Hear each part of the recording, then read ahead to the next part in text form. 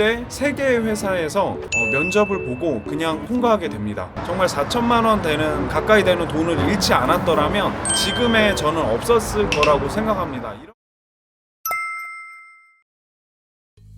이 칩을 모두 읽는데 10분이 걸리지 않습니다. 제가 카지노를 전혀 모르는데 어떤 것에 홀려서 그렇게 돈을 잃게 되고, 정말 저는 27, 28이 되는 시점에 정말 뼈아픈 경험을 하죠. 그리고 저는 한국에 돌아갈 돈도 없어서 계속 살 수 있을까 뭔가 고통이 몰려오게 되고, 그래도 한국에 오게 됩니다. 한국에 와서 한 달 동안 집에 박혀서 아무것도 하지 않고 2012년 1월 겨울에 집에서 정말 하루하루 어떻게 시간을 보냈는지 모르고 시간이 흘러가게 되죠. 어느 날 제가 지하철을 타려고 나와서 광고를 보는데 평생교육원이라는 광고가 있더라고요. 여기에서 건축, 시공을 지원할 수 있는, 나라에서 지원해주는 교육이 있었습니다. 이 교육에 지원을 할 수가 있었고, 저는 그래도 살아보자라는 마음에 여기에 지원을 하게 됩니다. 그리고 여기에 합격을 하게 되고 2012년 2월 입학식을 하게 되고 3월부터 파주에 있는 기숙사로 출근을 하면서 저는 건축을 배우게 됩니다. 저는 이제 전공이 전기입니다. 전문대이지만 전기공학을 나왔고, 전기공학에서 실제로 학점이 높습니다. 학점은 4.5인데 전문대이기 때문에 제가 거기에 들어갔을 때도 편입을 할 생각도 했었고, 전기로 제가 뭐를 할 수 있을까 하면서 많은 공부를 했는데 전기가 저와 맞지 않더라고요. 그래서 호주에 가서 시드니에서 제가 봤던 오페라 하우스나 멜번의 그 영국풍의 건물들을 보면서 건축에 관심을 갖게 되고 어느 한편 건축 공부를 하고 싶게 됩니다. 그런데 이런 실패를 겪고 나서, 물론 정규 대학 과정은 아니지만 나라에서 운영하는 평생교육원에서 공부를 하면서 실제로 건축기사, 건설안전기사, 전산응용 건축제도 기능사 캐드이고요, 도장 기능사라는 자격증을 따게 됩니다. 짧은 시간에 이 자격증을 모두 따게 되고, 이걸 통해서 저는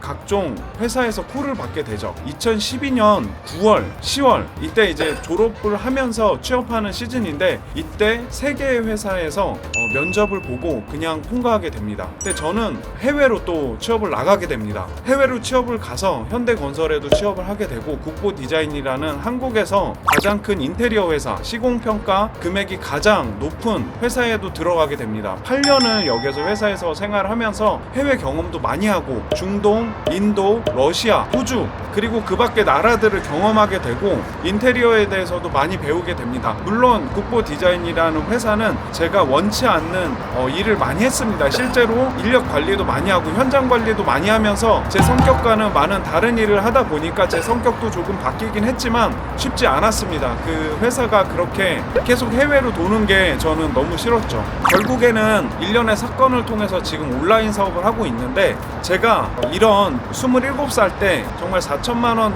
가까이 되는 돈을 잃지 않았더라면 지금의 저는 없었을 거라고 생각합니다. 이런 것들을 저는 경험을 하면서 제가 성장을 했다고 생각을 해요. 지금 20대, 30대 분들 한국에 정말 헬조선이라고 하는데 편안한 것만 찾으시는 분들이 많을 거라고 생각하고, 돈도 쉽게 버는 영상들만 보고 도전해서 단 1시간 만에 혹은 30분 만에 몇 천을 벌었느니 이런 영상들이 난무하고 있습니다. 근데 제가 드리고 싶은 말씀은 정말 실패를 하더라도 도전을 하라는 것이고, 이게 정말 어려운 길이라도 내가 그만큼의 노하우와 능력이 생기려면 정말 꾸준히 도전해야 됩니다. 꾸준히 도전하는 것도 중요하지만 내가 도전을 할 때 너무 많은 생각을 해서 실패를 경험하지 못하고 그게 두려워서 도전하는 것을 안 한다면 절대 발전이 없습니다. 이거는 제가 장담합니다. 먼저 제가 가지고 온 책 하나, 빠르게 실패하기를 보여드리면, 여기에 많은 내용들이 나오는데 이 책을 다 읽어드리기가 힘들기 때문에 여기에 나와 있는 것 중에 가능한 한 더 빨리 시작하고 최대한 더 많이 실패하라, 생각해보라, 실수를 많이 한다고 죽지 않는다, 틀린 말을 하거나 어설픈 아이디어를 따라한다고 해도 마찬가지다, 오히려 실패를 피하려는 삶이 당신을 구속한다, 알고 있는가, 당신의 버킷리스트를 만들고 5년, 3년, 1년을 계획을 세우고 수없이 많은 실천거리에 질려 있을 때 성공하는 사람들은 전혀 다른 행동을 한다는 것을 말이다. 제가 만나본 어떤 분 중에 정말 생각이 많고 아이디어가 넘쳐나는 분이 계셨는데 그분은 이 아이디어가 너무 좋은 거라고 생각해서 시도를 안 합니다. 계속 생각만 하고 완벽한 구조를 짜고 시도를 절대 하지 않습니다. 그 구상을 하는데 너무 많은 시간이 걸린다는 거죠. 저도 한때는 계획을 하고 설계를 해서 들어가려고 생각을 많이 했는데 그게 중요한 게 아니에요. 조그만 아이디어라도 시도를 해서 눈에 보여지지 않는다면 결코 그건 좋은 아이디어가 아닙니다. 실제로 해봐야 됩니다. 해보고 이것들을 눈으로 봐야 되고 실패를 한다 해도 또 도전을 해야 되는 거죠. 다른 책을 또 하나 보여드릴게요. 18시간 몰입의 법칙이라는 책이 있는데 이지성 작가, 제가 좋아하는 작가입니다. 이 작가도 제가 존경하는 인물이긴 합니다. 왜냐하면 시도를 많이 하셨거든요. 많은 이야기가 나오는데 그 중에 한 가지 이야기를 제가 말씀드리도록 하겠습니다. 실패를 거울로 삼아라. 진눈깨베이가 날리는 겨울 들판 위를 평복 차림의 한 장수가 혼비백산한 얼굴로 도주하고 있었습니다. 나이 31세 이 장수는 난세의 거대한 맹수라고 불리는 상대 진영의 대장군에게 도전했다가 대패배를 당한 뒤 부하들을 모두 잃고 홀로 도망치고 있는 중이었습니다.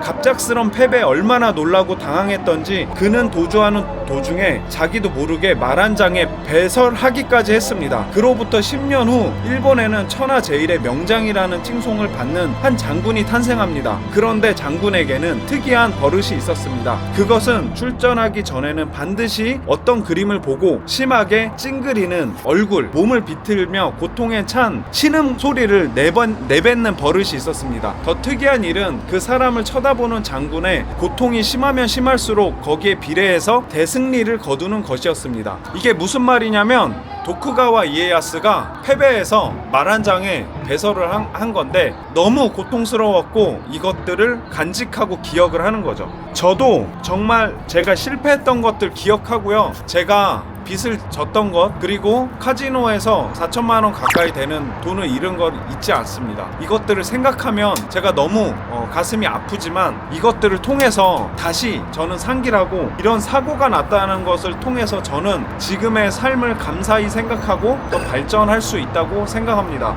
여러분 정말 실패를 두려워하지 마세요. 그리고 도전을 두려워하지 말고 지금 하는 것들 더 소중히 생각하고 열심히 도전하세요. 그리고 정말 많이 실패하세요.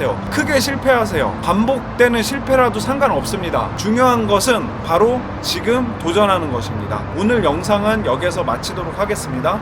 감사합니다.